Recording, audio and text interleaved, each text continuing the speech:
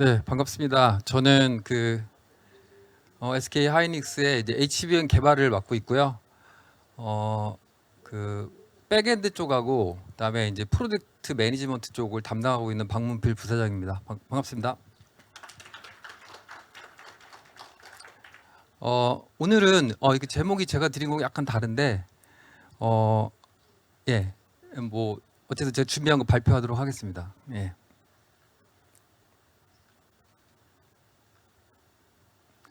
어, 앞에서 이제 유승주 교수님께서 말씀을 많이 해주셔가지고 뭐 제가 지금 AI 메모리가 필요로 하는 리퀘어먼트는 뭐 얘기할 필요가 없을 것 같아요. 그 앞에서 굉장히 강조를 많이 해주셨고 그래서 AI 메모리에서 필요한 게 아까도 굉장히 강조를 많이 하셨지만 밴드위스가 굉장히 높아야 되고 아까 말한 너무 많이 하셨기 때문에 제가 똑같은 거는 짧게 하겠습니다. 그다음에 캐패시티도 굉장히 용량을 늘려야 되고 다음에 좀 제가 강조하고 싶은 게 이제 파워 에피션시인데요. 지금 이제 제가 하고 있는 게 이제 고객의 이슈가 발생을 하면 제가 이제 개발 현장에서 거길 쫓아가서 이제 고객들하고 해결하는 일들을 많이 하고 있습니다. 근데 이제 거기서 굉장히 많이 나온 얘기가 파워에 대한 얘기가 굉장히 심하고요. 특히 이제 발열에 대한 싸움이 어마어마하게 벌어지고 있고 실제로 시스템보다도 돈이 더 많이 드는 게 이제 발열을 잡는 데이터 센터를 질 때 시스템을 몇 대 넣는 것보다 더 중요한 게 지금 발열을 잡는 문제가 굉장히 핫한데 그러려고 하면은 그 AI 메모리의 파워의 소모량이 굉장히 작아야 되거든요. 그냥 파워는 써머리기 때문에 그래서 그거에 가장 알맞는 메모리가 사실은 HBM입니다. 그러니까 HBM을 보면 파워를 많이 쓰는 메모리처럼 받아들여지지만 사실은 HBM이기 때문에 그게 가능한 거거든요. 그래서 그거에 대해서 좀 설명을 드리도록 하겠습니다. 그래서 이제 세 가지의 그 AI 메모리의 리퀘어먼트가 있는데 사실 뭐 이 그림 많이 보셨겠지만 그거에 딱 맞는 메모리가 HBM입니다. 그래서 어 여기 이제 HBM이고요. 여기 보면은 1K 데이터 IO라고 했는데 뭐 여기 대부분은 엔지니어링 하시는 분들이기 때문에 내용을 잘 아시겠지만 아까 말한 어떤 학습을 했을 때 명령을 리드나 라이트를 했을 때 한 번에 처리하는 데이터가 들어가고 나가는 포트의 개수가 이제 IO라고 보시면 되는데 일반적으로 DDR5나 LP5 같은 경우는 이제 IO가 4개에서 한 32개밖에 안 돼요. 근데 HBM은 지금 1024개가 되고요. 그래서 이 얘기는 굉장히 스피드가 빠르다는 얘기고 HBM4 같은 경우는 2K IO입니다. 그래서 2048개 IO가 이제 지금 개발을 하고 있는 HBM4 같은 경우는 좀 스피드가 굉장히 많이 올라갔죠. 1.65 테라바이트 퍼 세크로 굉장히 스피드가 올라갔는데 이제 이건 여러 가지 놀라는 사실이 있습니다. 이제 IO 수를 늘려서 밴드위스를 올릴 건지 아니면은 각 회사마다 아까 말씀한 대로 D2D 같은 그런 각자 회사별로의 그런 기술 역량들을 활용해서 할지 뭐 그런 여러 가지 논의가 있는데 그런 건 이제 커스텀 HBM 쪽에서 좀 논의가 되고 있고 제덱 스탠다드로 가는 건 HBM4로 이제 IO 수를 늘려서 밴드위스를 올리는 방향으로 결정이 됐고요. 다음에 여기서 또 보시면은 굉장히 이게 이제 그냥 간단하게 말씀드리면은 HBM하고 아까 말한 GPU라고 말씀을 드리면 요게 이제 인터포즈로 연결되어 있기 때문에 거리가 굉장히 짧아요. 거리가 짧으면 두 가지 효과가 있습니다. 일단은 파워가 굉장히 줄고요. 왜냐면은 얘가 데이터가 하이로우로 움직일 텐데 충방전의 양이 굉장히 작잖아요. 그래서 파워가 굉장히 작고 다음에 패스가 짧기 때문에 신호간 간섭이 없어서 스피드 올리기가 굉장히 좋습니다. 그래서 그냥 AI를 위한 최고의 메모리는 HBM이다라고 말씀을 드릴 수 있을 것 같고요.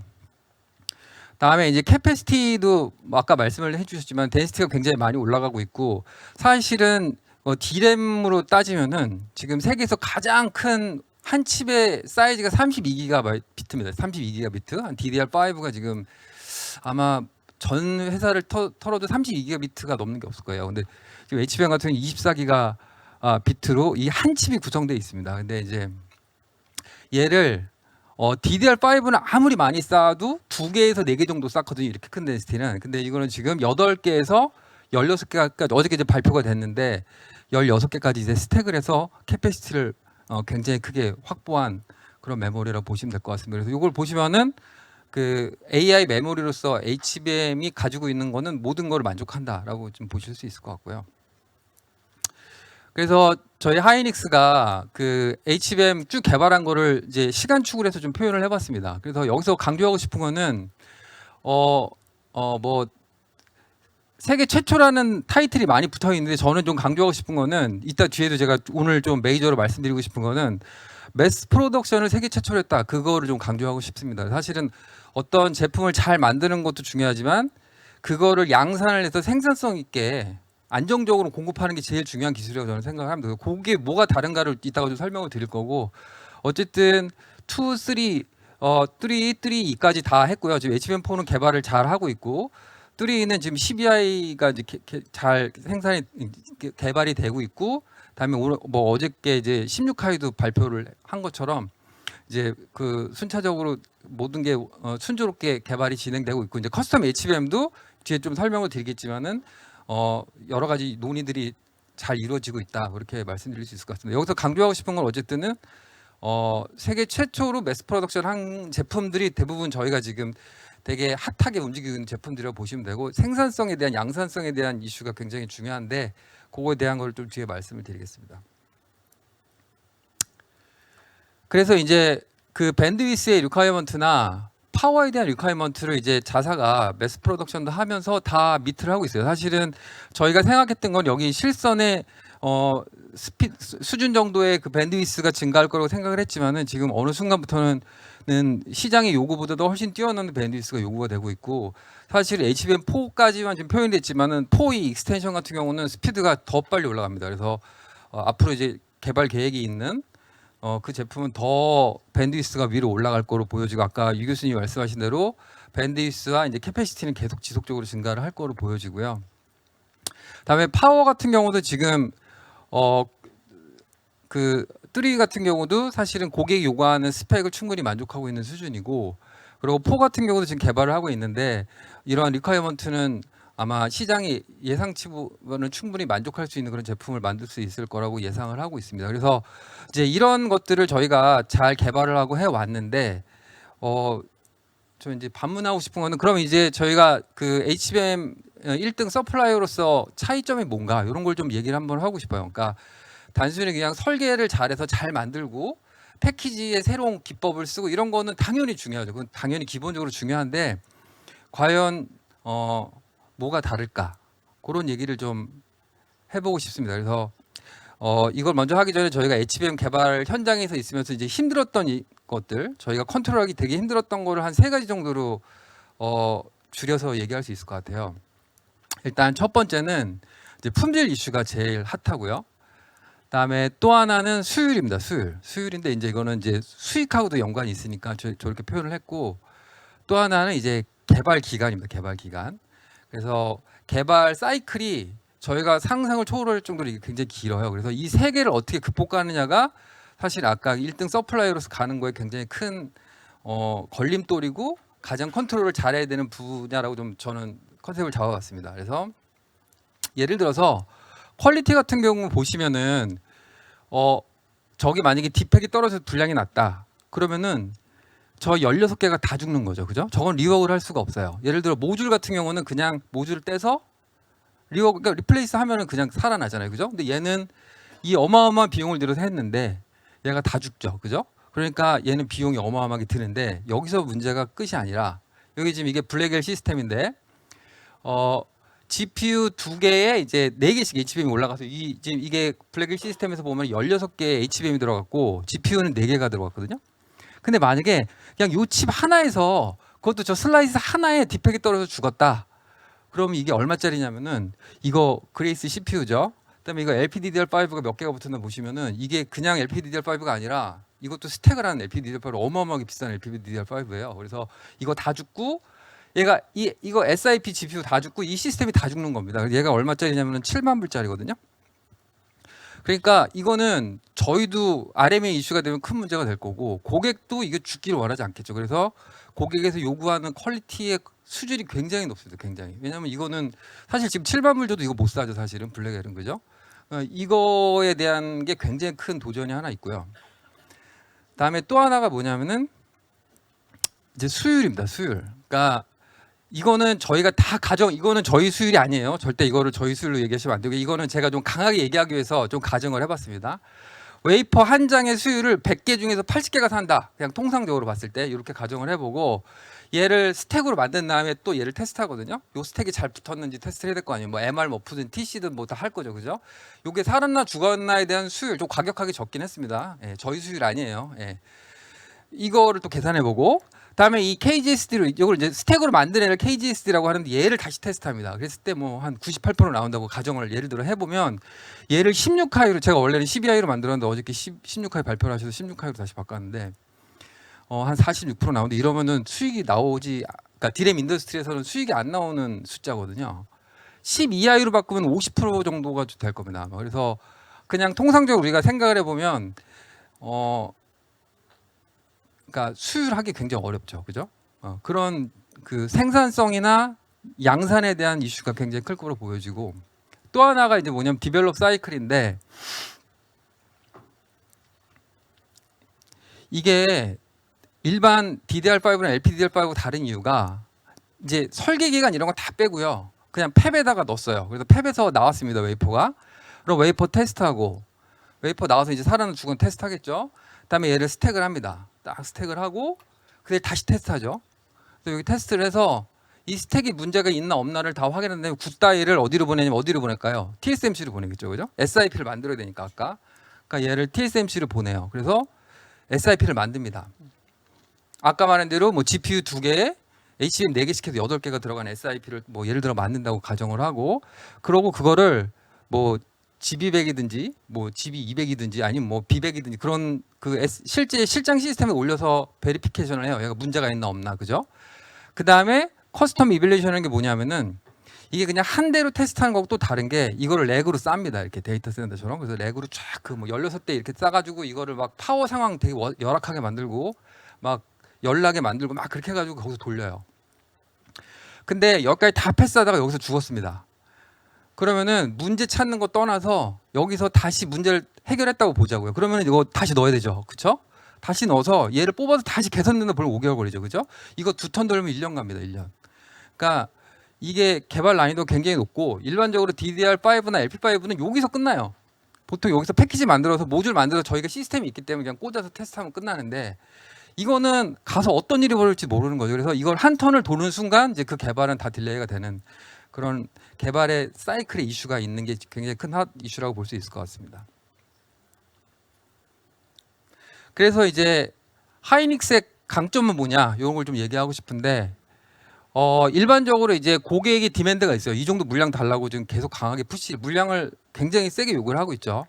근데 아까 말한 그런 일드 계산법으로 하면은 사실은 이 물량을 맞출 수 없는, 아니면 저희가 설비를 늘리면 되는데 설비라는 게 시간이 걸리잖아요, 그죠? 이거 장비를 발주하고 스페이스도 있어야 되고 그런 거를 하려고 그러면 뭐 굉장히 시간이 많이 걸리니까, 그랬을 때 이제 할 수 있는 건 저희는 이제 수율을 올리는 거죠, 그렇죠? 그래서 일들을 올려서 최대한 디맨드를 맞추는 거를 저희가 잘해야 될 거고, 근데 문제는 뭐냐면 아까 말한 대로 하나에 7만 불짜리에 잘못 올라가면 다 죽잖아요, 그죠? 그러면 퀄리티가 어마어마하게 DPPM 불량률이 어마어마하게 낮아야 되잖아요. 그래서 지금 주요 고객사들은 어떤 얘기를 하냐면은, 여기 지금 회색이 컨벤셔널 D램의 인더스트리에서 요구하는 DPPM 수준이라고 하면은 이런 AI 메모리를 요구하는 회사들은 10분의 1에서 120분의 1까지도 그 DPPM 수, 그러니까 인더스트리에는 없는 숫자를 요구할 정도로 되게 강력한 숫자를 요구를 하고 있습니다. 그래서 퀄리티에 대한 리퀘어먼트가 굉장히 강하다.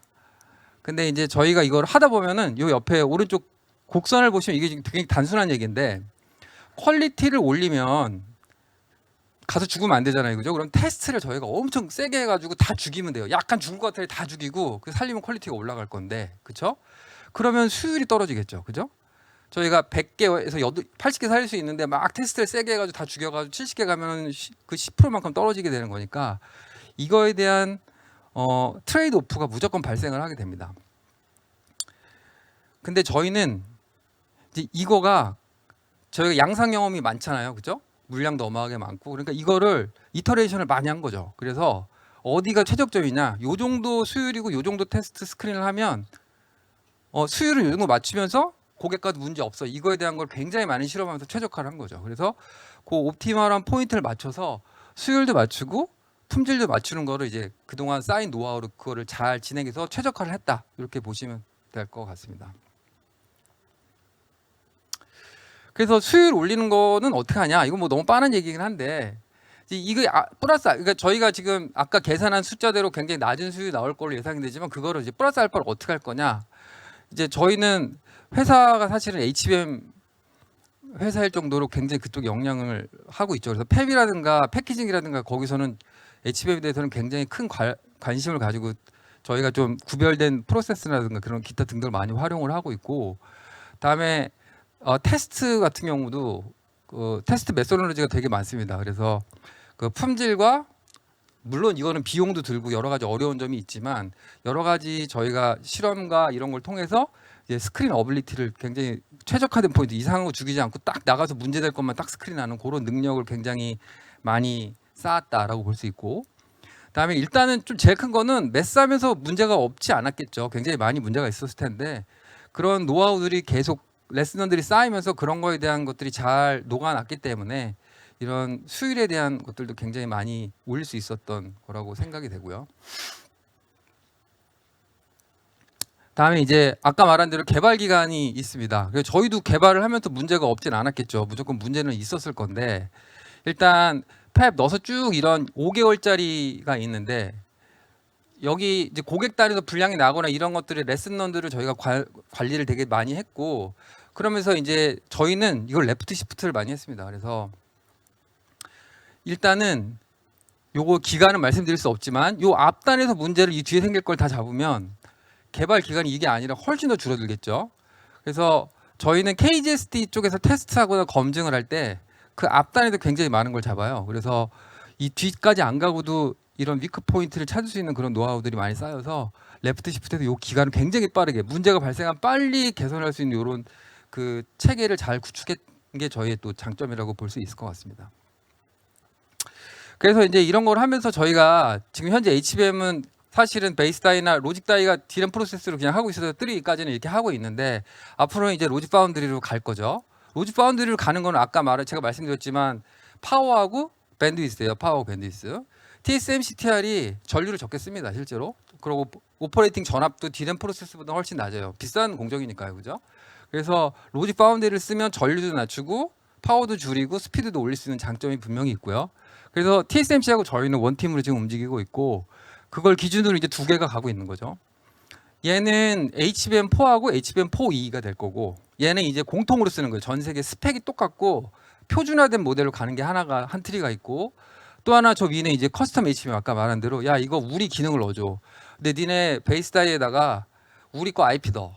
그리고 우리는 2K IO 안 쓸 거야. 뭐 우린 다른 방식 쓸 거야. 예를 들면 그런 뭐 자기는 컨트롤하고 싶은 파이도 집어넣고 메모리 컨트롤러도 우리 쪽에는 다른 거 집어넣을 거니까 니네로 가져가 이런 걸 할 수 있겠죠.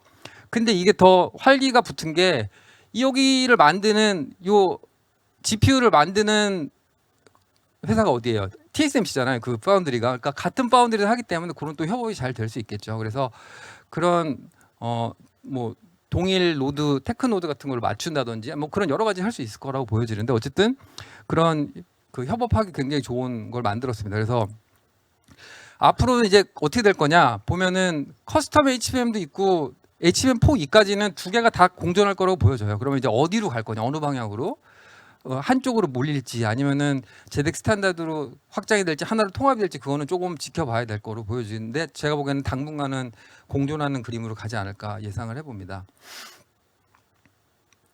그래서 이제 커스텀 HBM 얘기를 좀 해보면 그러니까 저희도 좀 바뀐 거죠. 여기에 고객의 IP가 들어오다 보니까 이제 원래 HBM 하면서 쌓여있는 IP나 노하우들은 저희 거에다 집어넣고 다음에 또 저희도 연구를 하고 있어요.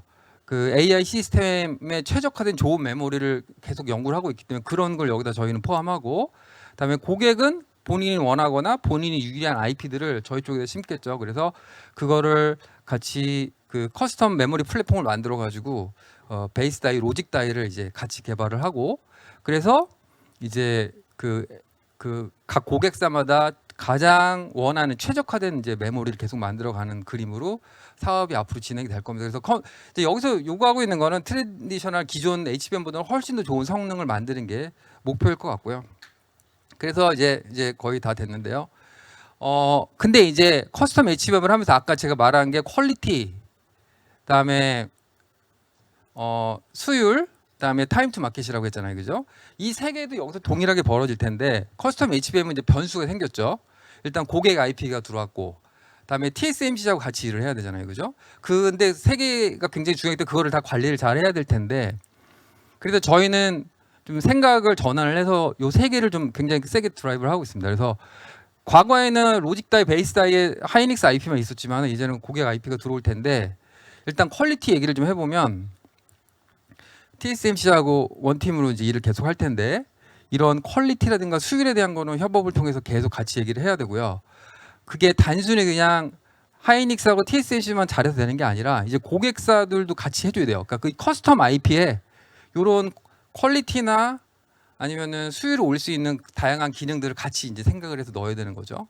그래서 저희가 여기 DFT라고 이제 했는데 테스트를 위한 디자인을 아예 그 디자인 단계부터 좀 넣어가지고 그런 거를 요런 아까 말한 그 세 가지를 잘 헤쳐 나가야 될 것 같고, 그다음에 타임 투 마켓 해야 되는데 어려운 게 뭐냐면은 분량이 예를 들어 낮다고 쳐보죠. 그러면은 하이닉스 IP 문제인지 커스텀 IP 문제인지 뭐 그런 거를 구별을 해야지 빨리 이거를 캐치업을 할 거잖아요, 그죠? 그러니까 그런 기능들을 이제 아이솔레이션을 잘해서 이건 여기 분량 이거 빨리 디파인이 빨리 돼야지 빨리 이제 이거를 캐치업할 수 있기 때문에 그런 것들을 잘 만들어 갈 거고요. 거기서 제일 중요한 거는 하이닉스, 엔비디아, TSMC 뭐 엔비디아 말고 다른 회사들도 많이 있습니다. 커스텀 HB 그냥 예를 들은 거고 커스텀 HB가 원하는 그 3사가 콜라보레이션 잘해야 된다. 그래서 원팀 관계로 디자인 단계부터 협업을 굉장히 세게 이끌어내고 있다. 이렇게 보시면 될 것 같습니다. 그래서 마무리를 좀 해보겠습니다. 네. 그래서 이제 저희가 이제 경쟁력 있는 최고의 제품 계속 만들어야 되고 마켓 리더 해야 되는데 더 퀄리티 올릴 거고, 예. 왜냐하면 16하이가 되면서 더 힘들어졌습니다, 사실은. 예. 아까 160단 하라고 그러셨는데 진짜 큰일 났습니다. 예, 그게 될지 모르겠지만 수율도 더 잡기 어려워졌고, 그죠? 왜냐면은 포나 뭐 그냥 무조건 제가 보기에는 뭐 이제 사실은 아까 뭐 다른 메모리를 활용해서 HBM 단가를 좀 낮추고 뭐 그런 일들은 많이 벌어지겠지만 어쨌든 HBM의 용량이나 스피드는 무조건 올라가게 돼 있거든요. 그래서 그런 거에 대한 걸 하려고 그러면 제가 보기에는 퀄리티하고 수율 잘 잡아야 회사 수익도 맞추고 그다음에 고객이 요청하는 물량의 디맨드도 다 맞출 수 있다고 생각하고요. 그리고 무엇보다 중요한 게 타임 투 마켓입니다. 그래서 어저께 젠슨왕이 6개월 땡기라고 그래서 지금 예. 그래서 그 뭐 최선을 다해서 노력할 건데 그 타임 투 마켓 고객이 원하는 때에 적합한 시기에 그 제품을 내는 게 굉장히 중요한데 아까 말씀하신 개발 기간 굉장히 다르다고 했잖아요, 그죠? 그러니까 그걸 어떻게 빨리 문제점을 찾아서 빨리 레프트 시프트해서 빨리 할 거냐 그게 굉장히 중요하다고 보고요. 그리고 이제 저희도 준비하고 있는 거는 커스텀 HBM인데 이거 우리 백엔드 엔지니어링 같은 거 이런 거 잘해야 된다. 예, 굉장히 잘해야 되고 일단 가장 중요한 거는 우리 고객사와 협업을 잘해야 되고요. TSMC하고도 협업을 잘해서 그 3웨이를 우리가 잘 콜라보레이션하는 게 중요하다라고 말씀드릴 수 있을 것 같고 고객의 IP와 우리의 IP 그 D램 메모리 테스트와 그다음에 고객 그 SoC 테스트 간의 그런 컨버전스 같은 거 그런 거를 저희가 설계 단계부터 잘 이끌어내면 개발하는데 큰 문제 없이 시장이 원하는 제품을 만들 수 있을 거라고 생각이 됩니다. 네, 발표를 저는 20분이라서 되게 빨리 했는데 네.